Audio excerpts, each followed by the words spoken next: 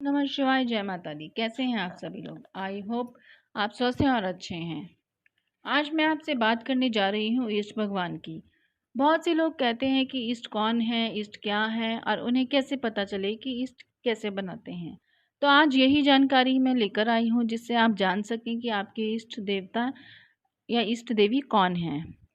देखिए, आपके मन में जिसके प्रति, जिस देवता के प्रति पूर्ण श्रद्धा जागृत होती हो, पूर्ण भक्ति करने का मन करता हो, जिन्हें देखकर आपका मन आकर्षित होता हो और जिनकी आप सेवा करने का भाव मन में बार बार लाते हो, समझिए वही आपके इष्ट हैं। इष्ट भगवान जन्म से नहीं होते हैं। कुंडली में जो इष्ट होते हैं कई बार वो ना होकर जब बड़े हो जाते हैं तो हमारा मन किसी और देवी या देवता की तरफ ही भागता है। तो समझ लीजिए कि आपके इष्ट वही हैं जिसके प्रति आपके मन में पूर्ण श्रद्धा जागृत होती है, जिसे देखकर, जिसका नाम सुनकर आपके मन में होता है बस यही है और कोई दूसरा नहीं है। तो आपको जब भी सेवा करने का मन में आए और आप सेवा करें और मन में आपके शांति का अनुभव होता हो और जिनकी पूजा पाठ करने का मन बहुत ज़्यादा करे, और हो सकता है कि ये शिव जी हो सकते हैं या कृष्ण जी हो सकते हैं, हनुमान जी भी हो सकते हैं या दुर्गा जी भी हो सकते हैं। इसलिए आप इन में से एक को ही चूज़ कीजिए, एक का ही चयन कीजिए। एक से अधिक नहीं होते हैं इष्ट देव। तो एक बार की मैं बात बताती हूँ। एक व्यक्ति थे, वो वो काफ़ी कंफ्यूज रहते थे, उनको समझ नहीं आता था कि उनके इष्ट कौन हैं, क्योंकि वो सभी की पूजा पाठ करते थे, धूप दीप करते थे, लेकिन फिर भी मन में उनके अशांति सी रहती थी, एक हलचल सी रहती थी कि कौन है मेरे इष्ट, मुझे समझ क्यों नहीं आ रहा है। तो जब वो वहाँ एक बार मंदिर गए, वह कृष्ण जी का मंदिर था, तो वहाँ जब उन्होंने एंट्री की तो उन्हें बहुत अच्छा लगा। और बहुत जब उन्होंने कृष्ण जी को देखा सामने से तो एक आकर्षण सा उन्हें महसूस हुआ।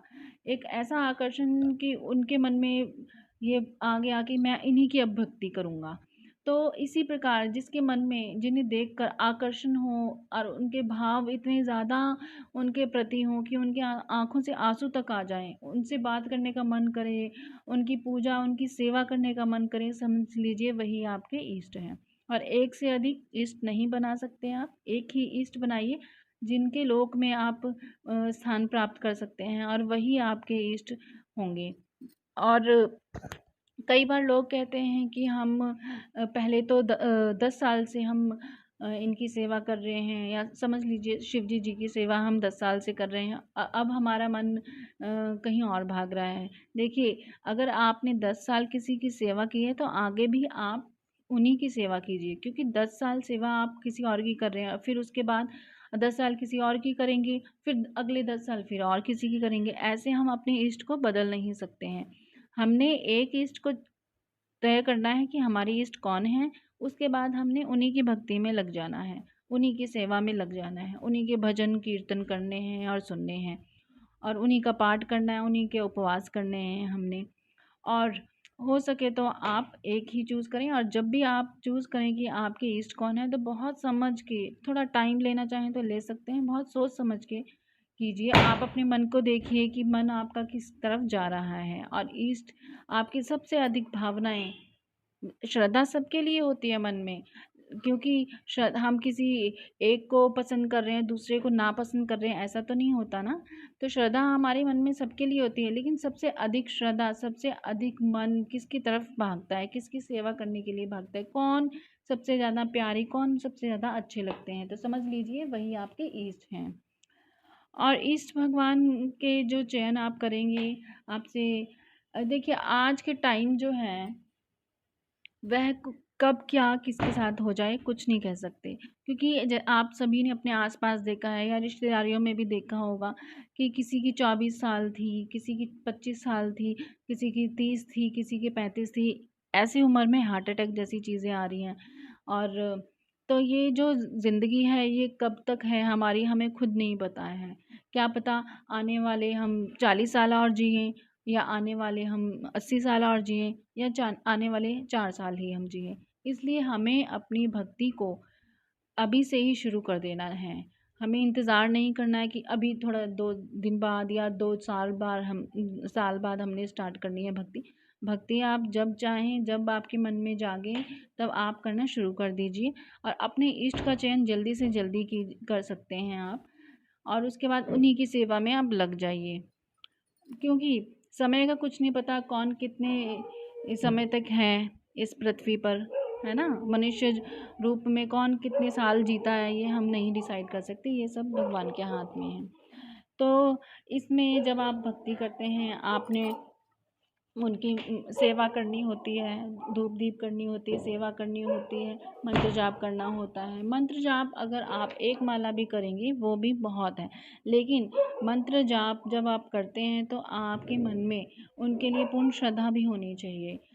एक माला मैंने इसलिए कहा कि ज़रूरी नहीं आप 100 माला या 50 माला करें तभी आप उन्हीं के लोक में उनकी कृपा तभी मिलेगी। उनकी कृपा अगर जो लोग एक माला भी करते हैं लेकिन पूर्ण श्रद्धा के साथ करते हैं उन पर भी मिल हो जाती है उनकी कृपा।